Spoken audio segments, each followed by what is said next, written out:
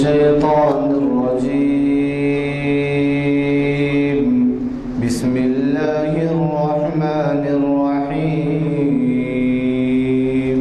والضحى والليل إذا سجى ما ودعك ربك وما قلى وللآخرة خير لك من الأولى ولسوف يعطيك ربك فترضى ألم يجدك يتيما فآوى ووجدك ضالا فهدى ووجدك عائلا فأغنى فأما اليتيم فلا تقهر وأما السائل فلا تنهر وأما بنعمة ربك فحدث. صدق الله العظيم. حضرات، ابھی جماعت کے بعد اعلان کیا گیا آج کی محفل کے پروگرام کا. آپ آج کے مقرر صاحب پروفیسر خواجہ ناصر الدین صاحب سے بخوبی واقف ہیں. انہوں نے یہاں اب تک شاید 50 سے زائد لیکچر دیے ہیں اور بڑے ہی اہم عنوانات سے لیکچر دیے ہیں. اخبارات میں ان کے لیکچرز بڑے ہی نمایاں طور پر شائع کیے جاتے ہیں. آج انہوں نے جو ہمیں عنوان دیا ہے وہ بھی کافی دلچسپ ہے. معمار حرم، تعمیر جہاں اور اقبال. یہ محفل اقبال شناسی کی 959ویں نشست منعقد ہو رہی ہے. شاید ہم اگلے سال 1000ویں نشست کا اہتمام کریں گے. اور یہ نشست آج جامع مسجد عالیہ گن فاؤنڈری کانفرنس ہال میں بعد نماز عصر بتاریخ 31 اکتوبر 2018 21 صفر المظفر 1440 ہجری بروز چہارشنبہ بعد نماز عصر منعقد ہو رہی ہے. آپ کو پتہ ہے کہ اس کو ویب سائٹ پہ بھی دنیا بھر میں دیکھا جاتا ہے. وہ بدقسمت یہ ہے کہ یہی کہ حضرات کے پاس قدردانی نہیں ہے اور خصوصاً ہمارے نوجوان اس سے بے بہرا ہیں اور ایسی سہولت سے فائدہ اٹھانے کے لیے جب تک کہ بڑے بزرگ اور گھر کے بڑے دلچسپی نہ لے بچوں میں وہ خیال پیدا نہیں ہوتا کہ اس سے استفادہ کریں. اور پھر علامہ اقبال کا جو مقام ہے اس کے بارے میں تو کچھ کہنا ہی بیکار ہے، اس وجہ سے کہ وہ ایک بین الاقوامی مقام رکھتے ہیں. اور پھر یہ بھی آپ کو شاید معلوم ہے کہ ان کے جو تراجم ہیں ان کی شاعری کے دنیا کے تقریباً ہر بڑی زبان میں ترجمہ ہو چکے ہیں. بہرحال ہمیں خوشی ہے کہ آج ہمارے درمیان ایک اقبال پریمی اور پھر وہ ایسے بھی نہیں بلکہ بین الاقوامی طور پر جانے جاتے ہیں، مطالعہ وسیع ہے، پروفیسر ہیں. ان کا تعارف اس لیے بھی ضروری نہیں ہے کہ اس سے پہلے کئی محفل کے بنے جیسے کام مخاطب کر چکے ہیں. میں آج ان سے گزارش کرتا ہوں کہ وہ شہنشین پر تشریف لائیں اور ہمیں اپنے زرین خیالات سے استفادے کا موقع دیں. خیال کیا تھا وہ معمار حرم اور تعمیر جہاں کا مسئلہ، اس پہ میری گفتگو ہوگی انشاءاللہ. اس سے پہلے میں آپ کو بتا دوں کہ اس عنوان کا انتخاب کا مقصد اور سورس کیا ہے. اقبال کی ایک نظم ہے، از خواب گراں خواب گراں خواب گراں خیز،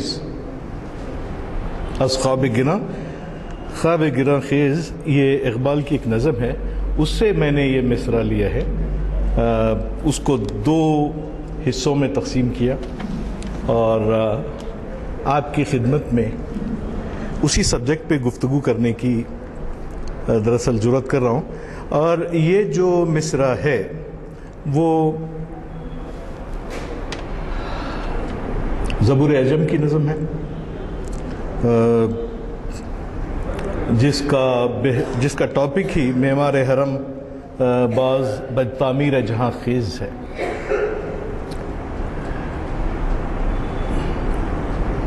جو بات میں آپ کے سامنے کرنے والا ہوں اس کا ایک پہلو تو یزدانی صاحب نے ابھی آپ کے سامنے رکھا کہ ہم لوگ اتنے زندگی کے ساتھ اتنے بے تکلف اور آرام دہ ہو گئے ہیں کہ زندگی ہمیں کچلنے کے لیے بالکل تیار ہے. اور اس کا طریقہ کار یہ ہوتا ہے کہ جب ہم اپنی نئی نسلوں کو قربان کر دیتے ہیں، جب ہم نئی نسل کی تعمیر کرنے میں ناکام ہو جاتے ہیں اور نئی نسل کو ہم کچھ سمجھتے ہی نہیں ہیں مثال کے طور پر، یا اس کا الٹا یہ کہ نئی نسل ہمیں کچھ نہ سمجھے، ان دونوں مرحلوں میں جو نتیجہ نکلے گا وہ ایک ہی ہوگا. آج آپ اس کو دیکھ رہے ہیں. اس نظم میں اقبال نے جو گفتگو کی ہے وہ گفتگو نارملی ہم کو سننے کے لیے بہت کم ملتی ہے.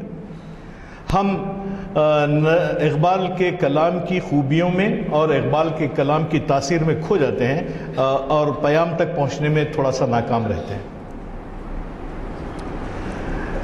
میرا تو دل یہ چاہتا تھا کہ میں وہ نظم آپ کو سنوا دوں، اور اس میں اس کو گایا ہے ایک پڑھا ہے بلکہ ایک سینٹرل ایشیا کے ایک لڑکے نے، قازقستان کے، جو فارسی میں نظم ہے اس نے اس کو اس طریقے سے پڑھنے کی کوشش کیا. اس نے پڑھی ہے بڑی کامیابی کے ساتھ، اور اس کو ان لوگوں نے کچھ حد تک اپلائی بھی کیا ہے اپنی زندگی میں، جبکہ ہم لوگ بری طرح ناکام رہے.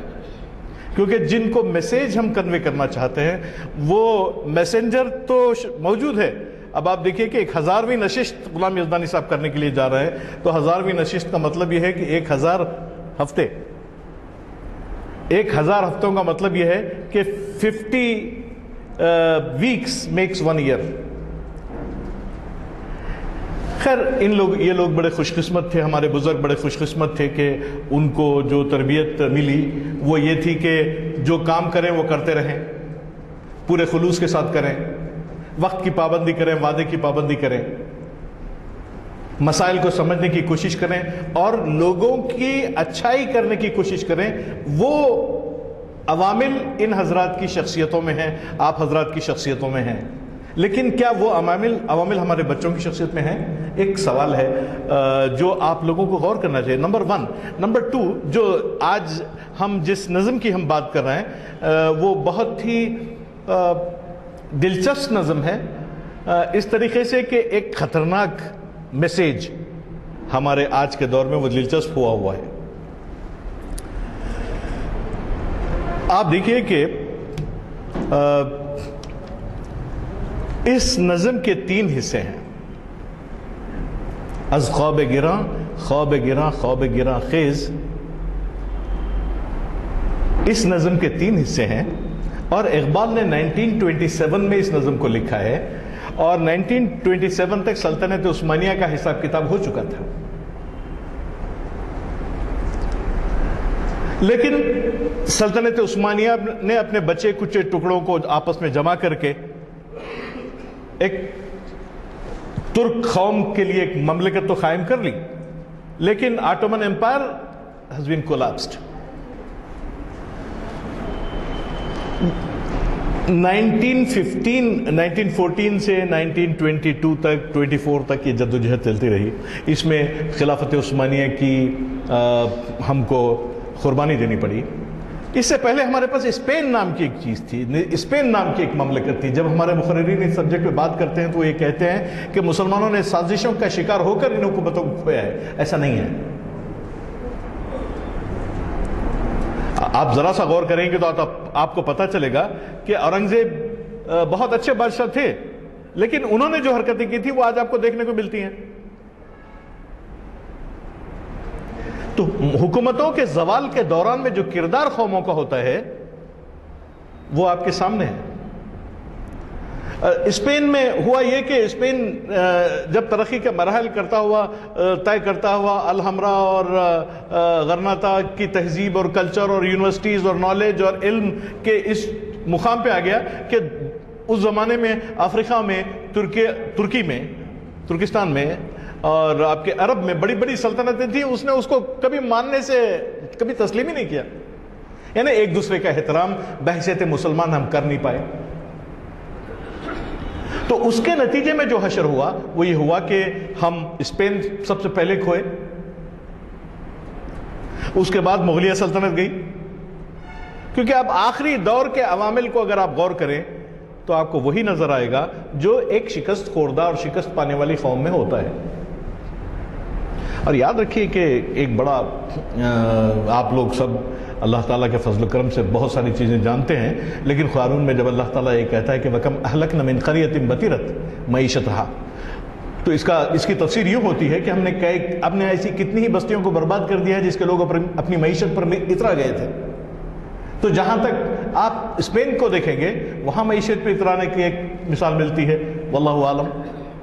आप सल्तनत तुर्किया में भी वो मिसाल मिलती है, आप मुगलिया सल्तनत में भी वो मिसाल मिलती है, और आप छोटे छोटे राजाओं और महाराजाओं में भी वो मिसाल मिलती है। अब तो वो मिसाल आगे बढ़ के लीडरों तक पहुंच चुकी है। लेकिन ये जो बका का जो सब्जेक्ट है, बाकी रहने का जो सब्जेक्ट है, कौमों के इज्जत और विखार का जो सब्जेक्ट है, उसको हाथ नहीं लगाया गया, उसको समझा ही नहीं गया। तो इकबाल के ज़माने में भी ये बात अपनी जगह मौजूद थी। तो इकबाल ने ये किया कि कोशिश ये की कि आपको ये बताएं कि आपको तैयार होना है, आपको क्यों तैयार होना है। और आज के दौर में हम देखेंगे कि मेरी ये ख्वाहिश है कि कुछ ऐसे नौजवान मिलें जिनके साथ बैठकर गुफ्तगू की जाए। देखिए, कौम की तामीर और तरबियत का हिस्सा अगर नई नस्ल की तरफ नहीं आता, अभी मैं एक साहब से बात कर रहा था कि हमारे ज़माने में यहाँ कुछ इदारे हुआ करते थे, लेकिन वो इदारे जो हैं अब कोलैप्स हैं बिल्कुल। उसकी वजह क्या है? उसकी वजह क्या है? उसकी वजह यह है कि हमने इनहेरिटर्स पैदा नहीं किए, हमने वारिस नहीं पैदा किए। दौलत के वारिस तो पैदा कर दिए, लेकिन तहजीब, कल्चर, सिखाफत और वो उमूर जो अल्लाह ताला ने हमारी तरफ भेजे थे, उनकी हिफाजत हमने नहीं कर पाई, उनको हम ट्रांसफ़र नहीं कर पाए। उसके नतीजे में हमारी तमाम तंजीमें इस वक्त बहुत मुश्किल दौर से गुजर रही हैं। जबकि जिन लोगों ने अपनी ऑर्गेनाइजेशन और तंजीमों को विरासत में तब्दील किया है, वो इंतहाई खुशहाल हैं। वो अपने मकसद को तकमील के लिए बाजमात जद्दोजहद में मसरूफ हैं और लगे हुए हैं। इस बात को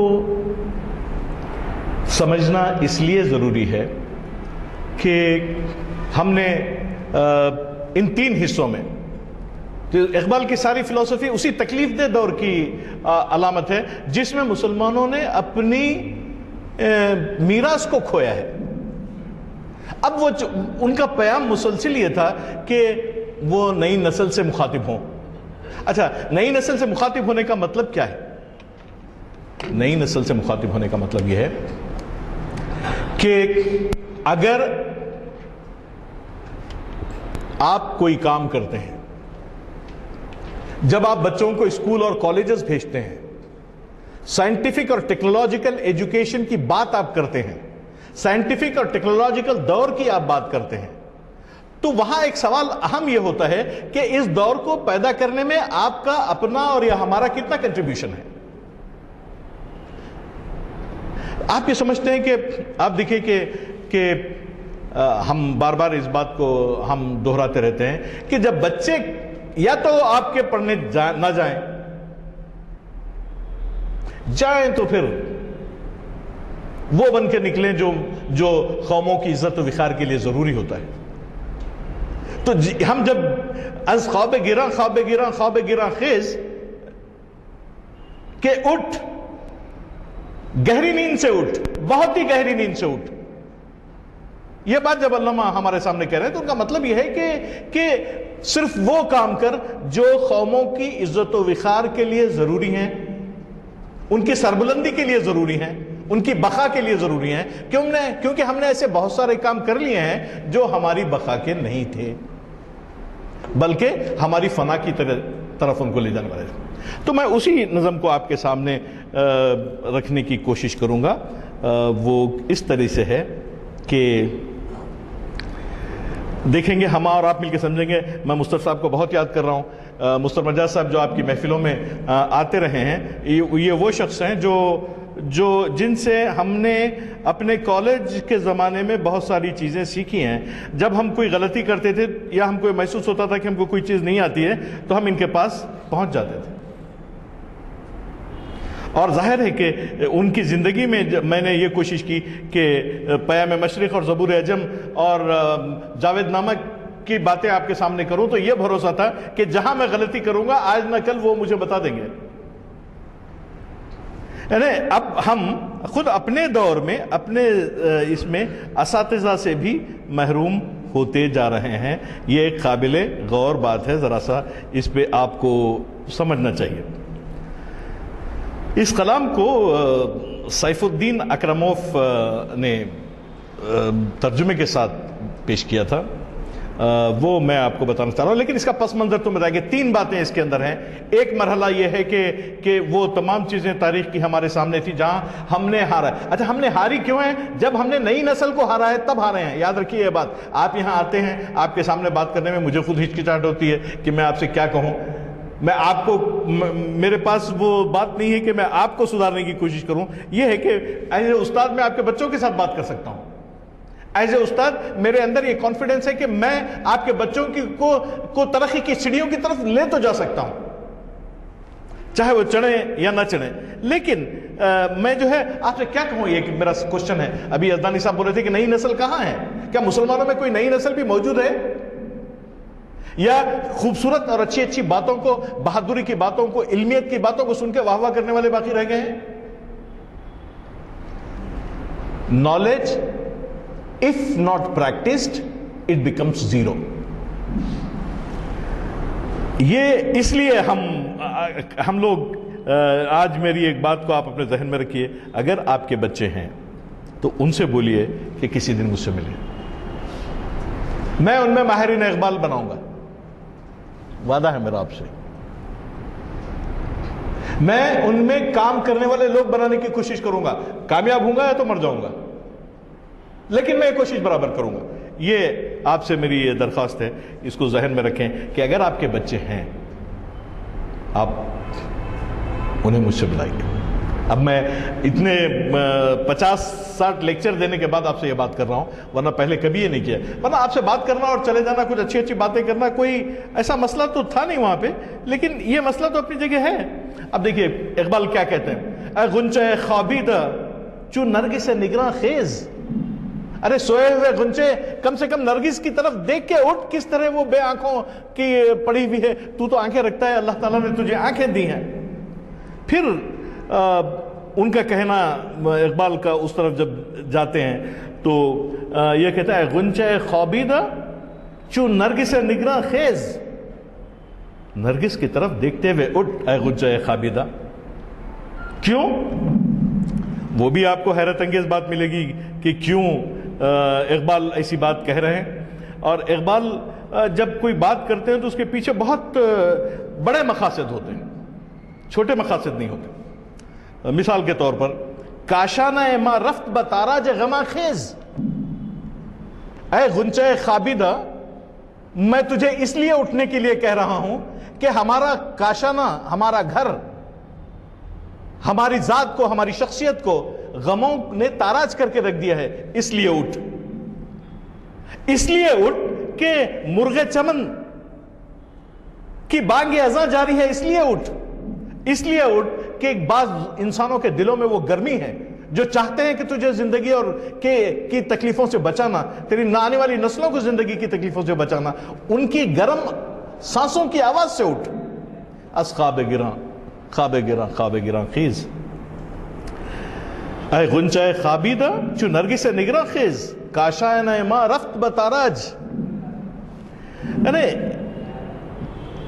ہمارے اوپر غموں، اب اس دور میں ہمارے پاس کیا نہیں ہے؟ اب پھر یہ کہہ رہے ہیں خورشید کے پیرایا بسیمائی سحر بست، کہ خورشید نے صبح کے دامن سے اپنے لیے زندگی کا سامان پیدا کیا ہے اور اٹھ کے وہ اپنے کام پہ نکل گیا ہے، اور اپنے خون سے، خون جگر سے ایک آویزہ اپنی پیشانی پہ چمکایا ہے۔ کم سے کم یہ دیکھ کے اٹھ کہ سورج تیرے لیے کیا کر رہا ہے، چاند تیرے لیے کیا کر رہا ہے، اور کیا کیا میسیجز اور پیام اس کے پاس ہیں۔ از دست جبل قافلہ رخت سفر بس، جنگلوں اور پہاڑوں سے قافلے اپنا سفر کا راستہ باندھ چکے ہیں، جبکہ تو سویا ہوا ہے۔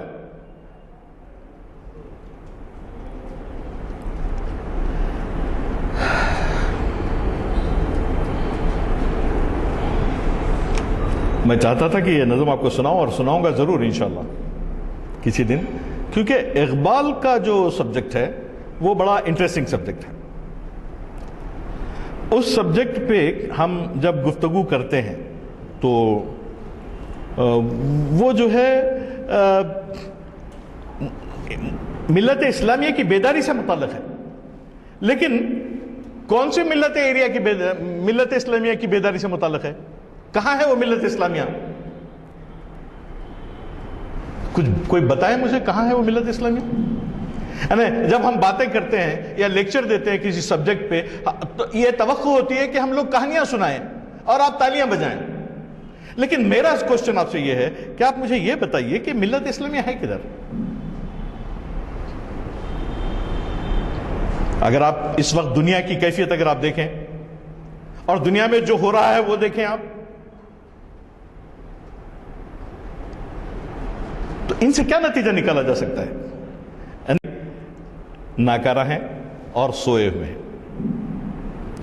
از گرمی ہنگامہ آتش نفساں خیز، اور پھر اس کے بعد از خواب گراں خواب گراں خواب گراں خیز، کہ ہر مرحلے پہ اقبالی بولتے کہ ارے یہ پکار رہا ہے آپ کو تو اس کی آواز سن کے اٹھ جا، ارے یہ دیکھ رہا ہے تم کو اس کو دیکھ کے اٹھ جا۔ بار بار اس نظم میں کی جو ٹیکنیکلٹی ہے اس میں از خواب گراں خواب گراں خواب گراں خیز، یہ بات ان کے سامنے آتی ہے۔ پھر آپ دیکھیے کہ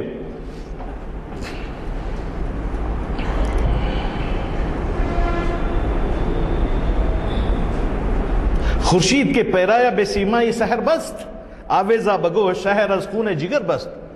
صبح اپنے خون جگر سے آویزہ لگا کے چمک کے سامنے آئی ہے، اٹھ کے تاکہ کوئی نئی دنیا تو پیدا کر سکے۔ سورج نے جس نے صبح کے زیور سے ماتھے کو سجایا، صبح کے کانوں کو اپنے خون جگر سے جو ہے آویزے بخشے، ان کی طرف دیکھ۔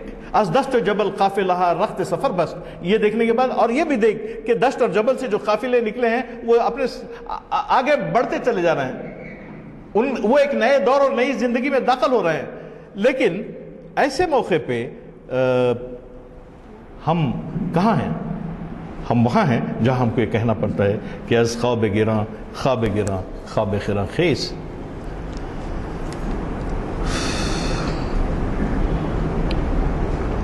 اگر ان قافلوں کا مطلب کیا دشت جبل کے قافلے ہیں، آپ کے سامنے جو قومیں ترقی کی رفتار میں اپنی تعلیم اور ٹیکنالوجی اور سائنٹیفک ڈیولپمنٹ کے میدان میں آگے نکل رہی ہیں، ان کی طرف اشارہ ہے۔ خالی کوئی پہاڑ جنگل اور کھیت خاور ہم مانند غبار سر راست، ہماری حالت یہ ہو گئی ہے کہ سورج جو ہے مشرق سب راستے کے غبار کے مانند ہے، اور ایک ایسی فریاد ہے جو بالکل خاموشی سے سورج خود ہم سے فریاد کرتا ہے کہ دنیا کی سب سے بہترین امت، دنیا کی سب سے بہترین قوم دنیا کو کوئی کنٹریبیوٹ کرنے کے لیے تیار نہیں ہے۔ یہ مرحلے سے نکلنے کے لیے اقبال ہر ذرہ خاک گرا خود خوردہ نگاہی، ہماری نظروں پر، ہمارے آنکھوں پر، ہماری عقل پر گرہ لگا دی گئی ہے، اقبال یہ کہہ رہا ہے۔ اور یہ کہہ رہے ہیں کہ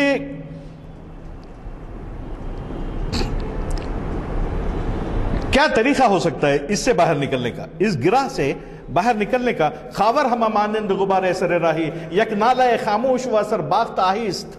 مشرق کا سب راستے غبار کی مانند ہے، وہ ایک ایسی فریاد ہے جو خاموش ہے، اور ایک ایسی آہ ہے جو بے اثر ہے، جس کے اندر کوئی اثر نہیں ہے۔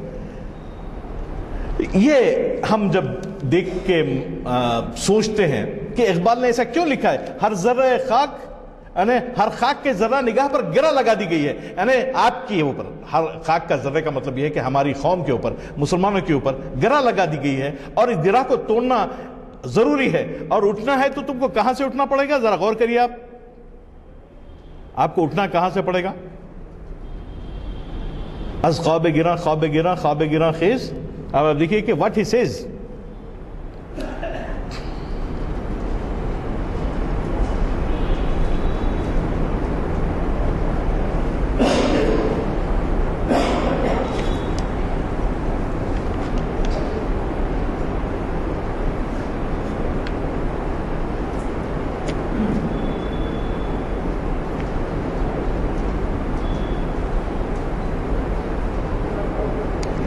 از ہند و سمرقند و عراق و ہمدان خیز.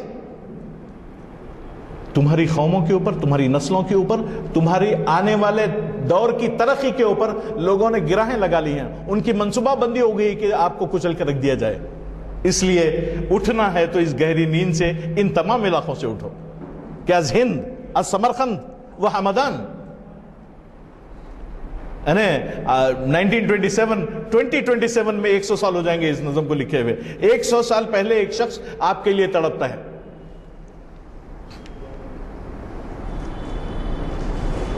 دریائی تو دریاست کے آسودہ چو صحراست. کہ دریا, تم دریا بھی ایک ایسا دریا ہے ہو کہ صحرا کی طرح آسودہ ہو. یہ بھی کوئی دریا ہوتا ہے؟ اگر دریا ٹھاٹے مارتا ہوا سمندر نہ ہو اور اس کی لہریں اونچی نہ ہو, یعنی ہمارے ذہنوں میں, ہمارے دل میں, ہمارے تہذیب میں وہ انقلاب, وہ تگودو کی کیفیت اور وہ اٹھان اور وہ طوفان ہے ہی نہیں جو ترقی کی طرف لے جاتا ہے. دریائے تو دریاست کے افزون اشد القصد کہ اس میں کمی ہو رہی ہے, زیادتی ہو ہی نہیں رہی ہے.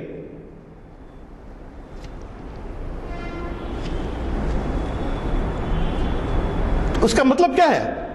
دریائے تو دریاست کے آسودہ جو صحراست, صحرا کی طرح بیکار پڑا ہوا ہے. تماشا بیگانہ آشوب نہنگ. دیکھیے ہم لوگ ایسی زندگی کیوں گزار رہے ہیں؟ ہم لوگ ایسی زندگی کیوں گزار رہے ہیں؟ اللہ تعالیٰ نے سورج بنایا, وہ چمکنا چھوڑتا نہیں ہے, اس کی طاقت اور اندازہ ہر روز صبح کرواتا ہے. اللہ تعالیٰ نہیں بنوایا نا.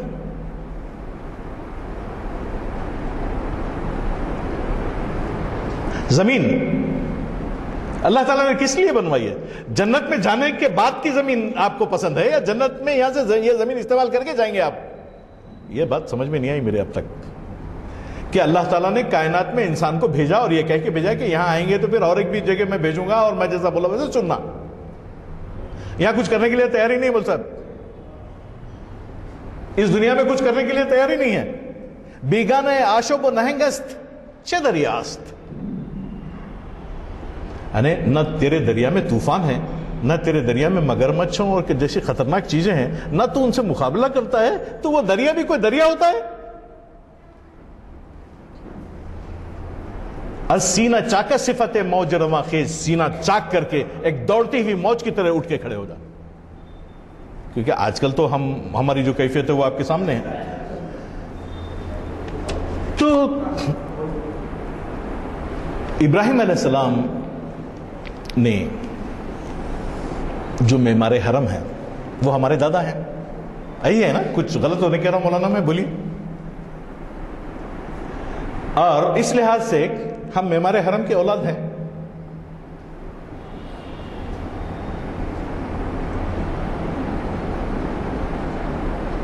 جب ابراہیم علیہ السلام نے مکہ کی تعمیر کی, اس کے بعد کیا کیا؟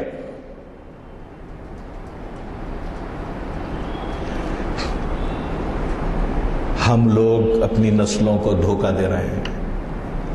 یا تو ہم جاہل ہیں یا تو دے رہے ہیں. کیا دعا کی تھی جو مکے کے دروازے پہ لکھی ہوئی ہے؟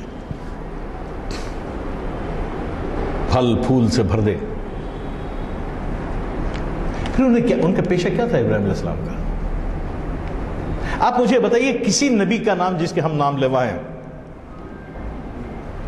زندگی کے کس میدان میں ہارا ہے ان لوگوں نے؟ تو امتی ہر میدان میں ہارنے کو اپنا فرض کیوں سمجھتے ہیں؟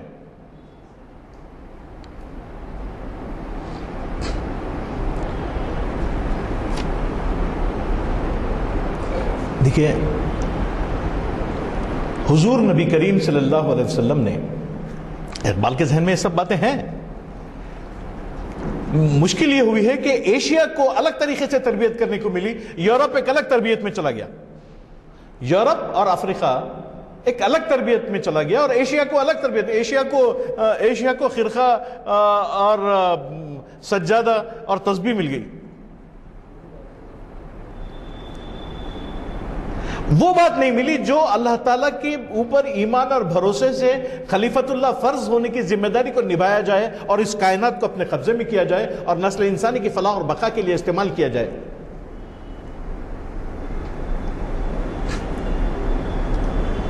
یہ سبجیکٹ ہم کو کہیں نہیں ملا، چنانچہ اس کے نتیجے میں ہو یہ رہا ہے کہ ہمارے بچے کریٹیو انڈیویجول بننے کے بجائے، ایک تخلیقی فرد بننے کے بجائے ایک ناکارہ، ایک بوجھ بن کے آپ کے سر پہ کاندھوں پہ سوار ہوتے ہیں۔ کیوں؟ کیونکہ جس دن سے وہ آپ کے سامنے ہے، اس کو جو تربیت دی جاتی ہے وہ یہی کہ اسی طرح پیراسائٹ بن کے جینا، اسی طرح درخت سے چپکا ہوا رہنا اور پتے کو کھانا۔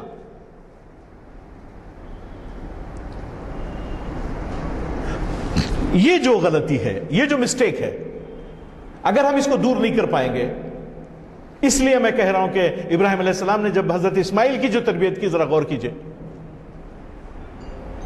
آپ اپنے بچے کو اٹھ نہیں بول سکتے، بیٹھ نہیں بول سکتے، کھلا نہیں سکتے، لیکن آپ کے سامنے پیغمبروں کی زندگی بڑی شان سے، سنت رسول اللہ صلی اللہ علیہ وسلم اور ذریت ابراہیمی کی ہم روز صبح شام بات گفتگو کرتے ہیں، لیکن ہندوستان میں اس وقت دنیا میں آپ دیکھ رہے ہیں ناکارہ، شکست خوردہ، کچلی ہوئی نسلیں کون ہیں؟ دیکھیے، کوئی اپنے آپ کو دھوکہ دینے سے فائدہ کیا ہے؟ کیا فائدہ ہے؟ ہم نے وہ کام نہیں کیا ہے جو قرآن اور احادیث نبوی کے صفات میں تھا، اس کے نتیجے میں جو ذلت اور پستی ہمارے نصیب میں تھی وہ ہمارے پاس آ گئی۔ لیبیا، سیریا، افغانستان، عراق، ایران، اور اب پستی کا عالم آپ دیکھ رہے ہیں روز کے اخباروں میں۔ یہ کوئی مذاق نہیں ہے یہ۔ اور ایک بات اور یاد رکھنی چاہیے، اس کے لیے کوئی خاص قوم اللہ تعالیٰ نے مقرر نہیں کی ہے، اس لیے کہ آپ معمار حرم ہیں، آپ حرم کے معمار کے وارثوں میں ہیں، اور معمار حرم نے حرم کی تعمیر اس لیے کی کہ اس کو دنیا کی تعمیر کرنا تھا۔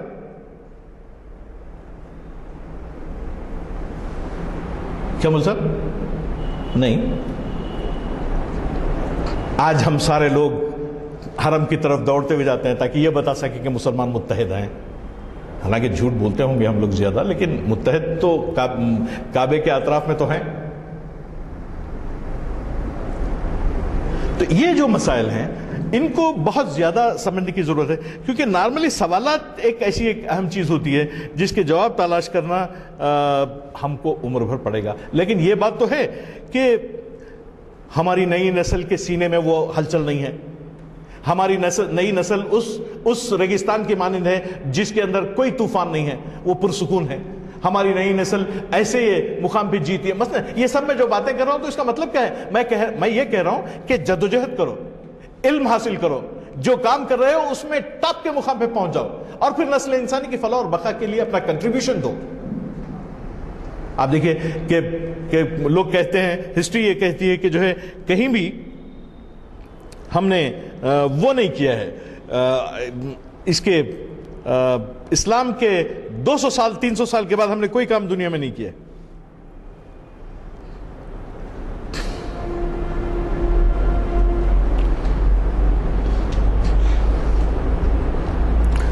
یہ کہنے کے بعد اقبال نارملی یہی کہتے ہیں کہ از خواب گراں خواب گراں خواب گراں خیز۔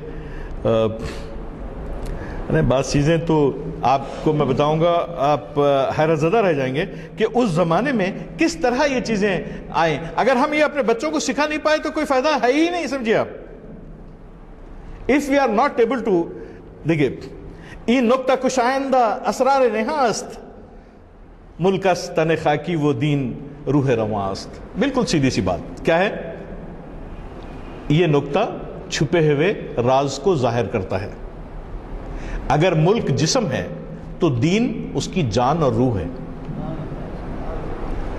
کہاں ہے وہ جان؟ کہاں ہے؟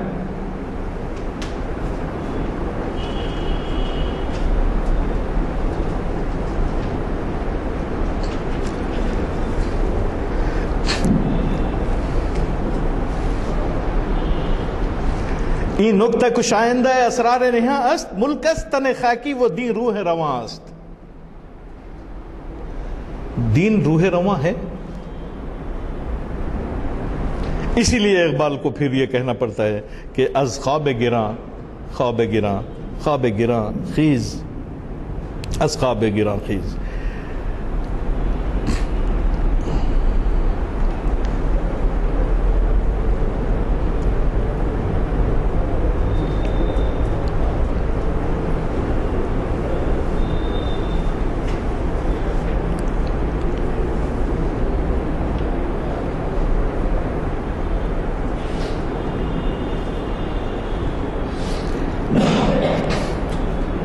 تن زندہ وہ جان زندہ،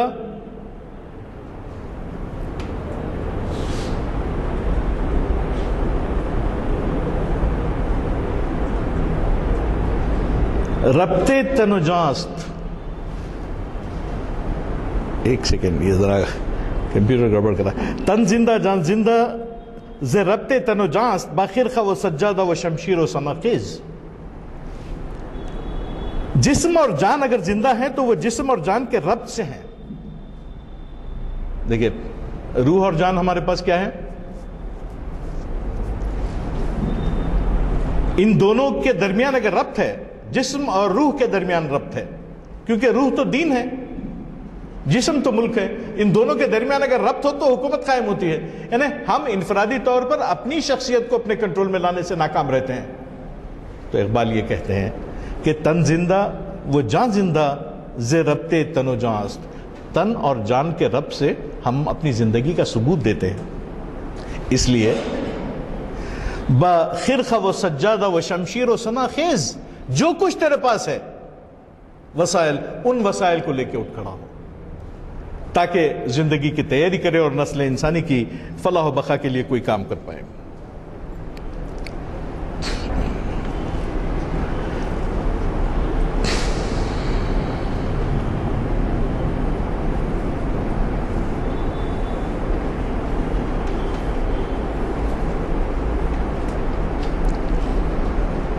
حالانکہ یہ تھوڑا سا انٹرنیٹ کا مسئلے کی وجہ سے میں آپ سے بات سیدھی نہیں کر پا رہا ہوں، لیکن پھر بھی کوشش۔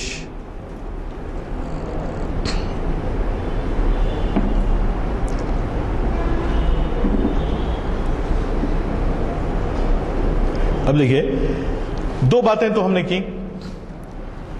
ایک تو اقبال نے یہ کہا کہ یہ لوگ راستہ بتا رہے ہیں کہ سورج ہے، غنچہ نرگس ہے، سب چمک رہے ہیں، مسافر جانے کے لیے تیار ہیں، دست جبل سے قافلے رواں ہو رہے ہیں، یعنی سب لوگ سفر کر رہے ہیں، سب لوگ کچھ نہ کچھ کر رہے ہیں، سب لوگ کچھ نہ کچھ کنٹریبیوٹ کر رہے ہیں، لیکن ہم چونکہ سو رہے ہیں تو اس لیے ہم کو اٹھنے کی دعوت اقبال ہم کو دے رہا ہے۔ پھر اللہ تعالیٰ کے نزدیک ہماری شخصیت کیا ہے؟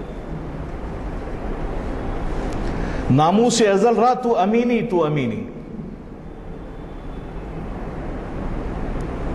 یعنی اللہ تعالیٰ نے فرشتوں سے جب یہ کہا کہ میں دنیا میں اپنا خلیفہ بھیجنے والا ہوں، اور پھر خلیفہ بنایا اور اس کے ہاتھ میں کائنات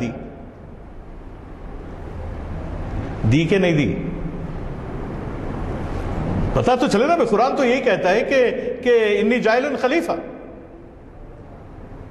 حالانکہ آبجیکشن بھی بڑا خوبصورت ہوتا ہے کہ یفسدون و یسفک الدماء نحن نقدس لک،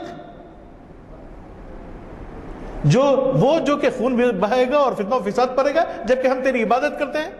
تو اللہ تعالیٰ نے کہا میری مصلحت کچھ الگ ہے، وہ تم نہیں جانتے اور جو میں جانتا ہوں۔ قال انی اعلم ما لا تعلمون۔ تو علامہ اقبال کے ذہن میں یہ بات تھی، اور غالباً اس زمانے کی نسلیں بھی انہی حالات کا شکار تھیں، کیونکہ وہ خود 1927 کا دور ایسا تھا کہ ہم بھی ہر چیز کھو رہے تھے اس زمانے سے آج تک۔ بلکہ میں سمجھتا ہوں کہ گزشتہ 1000 سال سے ہم لوگ اسی سبجیکٹ پہ ہم لوگ تھوڑا سا پریشان ہیں، کیونکہ کوئی کام ہم سے ہو ہی نہیں پایا اصل میں گزشتہ 1000 سال میں۔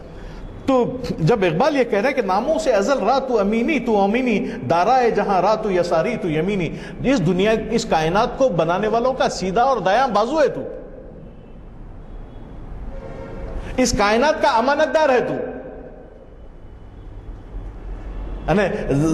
جہاں کا دایاں اور بایاں بازو ہونے کا مطلب کیا ہے؟ یہی کہ تو اللہ تعالیٰ نے انسان کو خلیفہ بنا کر یہاں بھیجا ہے، کائنات اس کے ہاتھ میں دی ہے۔ کیوں دی ہے؟ اس کی دعا معلوم ہوتا ہے، اہدنا الصراط المستقیم صراط الذین انعمت علیہم غیر المغضوب علیہم ولا الضالین آمین۔ اہدنا الصراط المستقیم کیا ہے؟ فلاح کا راستہ کیا ہے؟ ذرا غور کرنے کی بات ہے۔ ہر روز صبح ہم کو اپنے آپ سے یہ سوال کرنا چاہیے، کیا آج ہم اہدنا الصراط المستقیم جس کی دعا اللہ تعالیٰ سے مانگے صبح میں کہ ایاک نعبد و ایاک نستعین، ہم تیری ہی عبادت کرتے ہیں، تجھی سے مدد مانگتے ہیں، اہدنا الصراط المستقیم، کہ ہم کو سیدھے راستے کی طرف لے جائے۔ واٹ از سیدھا راستہ؟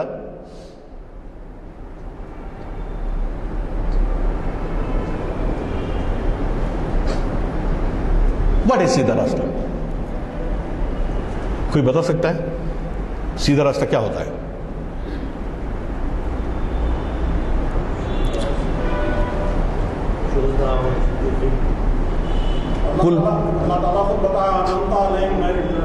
وہ تو پھر ان لوگوں کو فالو کرنا پڑے گا جن انعمت علیہم غیر المغضوب، جن پر تیرا انعام ہوا ہے۔ وہ لوگ کون ہیں؟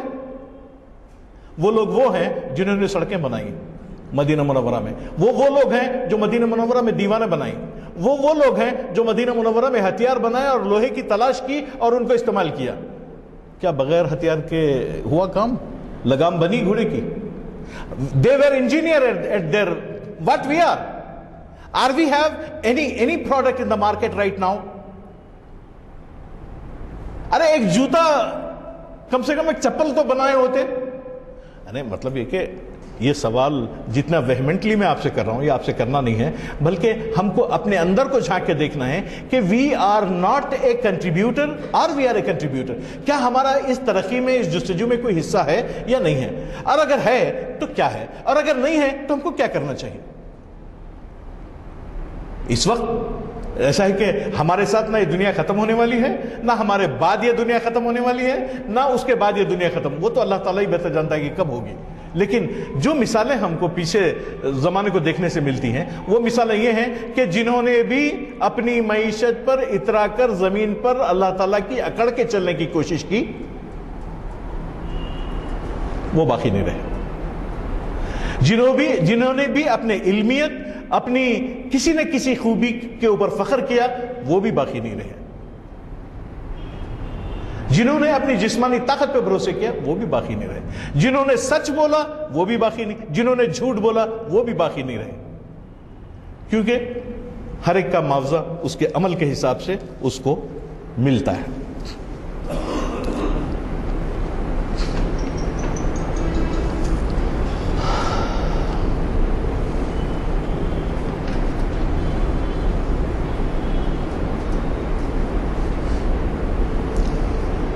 تو ہم کو اٹھنے کی اس لیے ضرورت ہے کہ اللہ تعالیٰ نے ہم کو خلیفہ بنایا ہے اس سرزمین کا، اس کائنات کا، اس لیے اٹھنے کی ضرورت ہے۔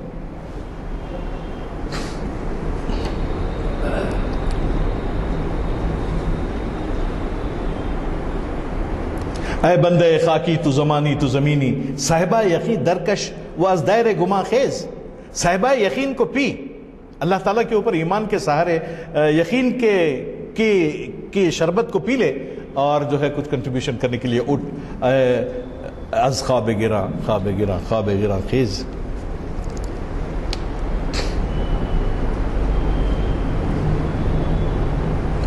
ایک بات یہاں اقبال بہت کچھ الفاظ استعمال کرتے ہیں، جس میں ایک یہ ہے کہ دل آویزی افرنگ، پرویزی افرنگ، شیرینی افرنگ، پھر کہتے ہیں چنگیزی افرنگ. چنگیزی افرنگ کا تو ہم شکار ہیں نا, دیکھ نہیں رہے ہیں آپ لوگ, اس کے لیے کسی ثبوت کی ضرورت نہیں ہے. مگر فریاد از افرنگ و دل آویزی افرنگ, یہ خوبصورت چہرے. ہم یہ مول صاحب میرے کو امریکہ میں فون کر کے بول رہا ہے اب لیکچر دیتے نہیں دیتے بول کے. فریاد از افرنگ و دل آویزی افرنگ, فریاد ز شیرینی وہ پرویزی افرنگ. فریاد ہے افرنگ سے اور اس کی دل آویزی سے, اس کی شیرین اور پرویزی, پرویز کہتے ہیں مکاری کو. ہم جانتے ہیں, ہم نے دیکھا ہے ان کے ساتھ, ہم نے کام کیا ہے, ہم کو پتا ہے. لیکن تاریخ میں یہ تمام باتیں شامل ہیں. جب مغلیہ سلطنت کا زوال ہوا تو کس طرح ہوا, جب سلطنت عثمانیہ کا زوال ہوا تو کس طرح ہوا. وہاں ہماری ناکامیاں, ہماری محرومیاں, ہماری کمزوریاں تو جوں کی توں تھیں, لیکن سب سے زیادہ دل آویزی, شیرینی, وہ پرویزی افرنگ کا اس میں حصہ تھا. ورنہ سارے دنیا سے جو ہے مسلمان سلطنتیں ختم ہوئی, صرف عرب اور ترک بچ گیا. اب ان کا کیا حشر ہونا ہے واللہ عالم. فریاد از افرنگ و دل آویزی افرنگ, فریاد ز شیرینی و پرویزی افرنگ. کہ ان سے ڈر کے رہو, یہ جو آپ کے سامنے بار بار آتے ہیں, اور ان سے عالم ہم ویرانہ ز چنگیزی افرنگ, عالم ہم ویرانہ ز چنگیزی افرنگ. ابھی میں آپ کو بتایا کہ کتنے ملک تباہ و برباد ہوئے ہماری نظروں کے سامنے, کتنی بمبارڈمنٹ ہوا, کتنے لوگوں کا قتل عام ہوا, کتنے گھروں کو ویران کیا گیا, کتنی دیواریں ٹوٹی اس سے. اس کا وجہ کیا ہے؟ جب آپ کے پیر میں مار لگتا ہے تو دوا کے لیے اس کے پاس جاتے ہیں, جب آپ کا بھائی مارتا ہے تو بچنے کے لیے اس کے پاس جاتے ہیں, جب آپ کو جو ہے علم کی حاصل کرنا ہوتا ہے تو اس کے پاس جاتے ہیں, جب آپ کو دواخانہ جانا ہوتا ہے تو اس کے پاس جاتے ہیں, جب کتاب لینے جانا ہوتا ہے. آپ کے پاس کوئی کتاب ہے اس مہینے میں؟ کسی نے اس محفل میں مجھے بتا دے کہ کوئی نئی کتاب پڑھی ہے. اچھا, ان تمام چیزوں کے باوجود ہم بہت عقل مند انسان ہیں, ان تمام چیزوں کے باوجود ہم لوگ بہت انٹیلیجنٹ لوگ ہیں.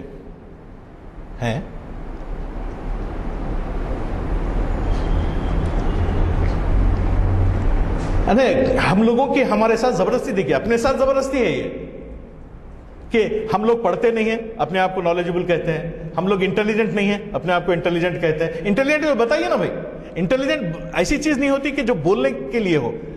آپ صبح اٹھ کے کوئی چمتکار بتا دیجئے, کوئی پروڈکٹ بنا دیجئے, کوئی سروس نکال دیجئے, کسی کی جان بچائیے, کسی کی مدد کر دیجئے.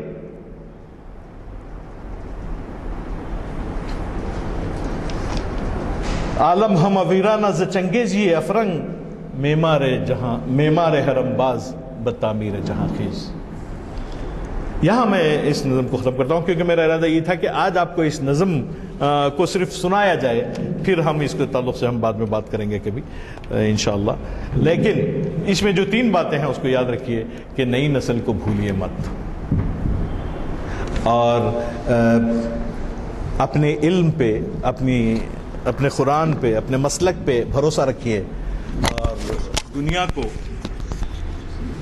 اس قوت کی آنکھوں سے دیکھیے جو اللہ تعالیٰ نے آپ کو دی ہیں. تو بہت ہمارے بچنے کے امکانات ہیں, اور اپنی نئی نسل کو بچائے رکھیے وقت کی بربادی سے, ورنہ کوئی نہیں بچا سکتا. السلام علیکم حضرت. ابھی دعا ہوگی, اس سے قبل ایک اعلان. کیوں بھائی؟ اس سے قبل ایک اعلان کے لیے آپ سے وہ یہ کہ مستر مجاز صاحب کے بارے میں مجھے کئی تعزیتی جلسوں میں شرکت کا موقع ملا. میں نے تجویز کیا تھا کہ ان کا جو گھر کا راستہ ہے اس راستے کو کوچے مستر مجاز سے موصول کیا جائے بلدیہ میں. وہ فارسی کے معنی تھے اور لفظ کوچا جو ہے وہ فارسی ہے. آپ نے اس سے پہلے ابھی میں آپ سے کہہ چکا ہوں کہ ڈاکٹر منان کے رحلت کے وقت بھی ہم نے بنجارہ کی روڈ کے لیے مطالبہ کیا تھا. اسی طریقے سے ڈاکٹر مراد بہادر گوڑ کے انتقال پر بھی ہم نے یہی کہا تھا. لیکن بدقسمتی سے نہ تو وہاں کے MLA काउंसलर एम पी किसी ने दिलचस्पी नहीं ली और वो काम नहीं हुआ। अब मैं ये गुजारिश करना हूँ, एक हम रेजोल्यूशन पास करेंगे यहाँ पर महफिल बदशनास की जानिब से हो जाएगा, जिसमें हम सब की तरफ से मुतफ़क़ा तौर पर हम लिख भेजेंगे। वो क़रारदाद ये होगी कि अब आपको मालूम है, अब उस इलाके के MP MLA काउंसलर सब शायद मुस्लिम तबके से का मुझे उसका तो मालूम नहीं है, लेकिन ये दो तो हैं, ये बलिया पैरवी करके वो नाम से उस रास्ते को, जिस रास्ते पर जो उनकी रिहाइश का वाक़ है उसको उस नाम से मौसूल किया है। मैं मार्च के मुखर हिसाब से दुआ की गुजारिश करता हूँ।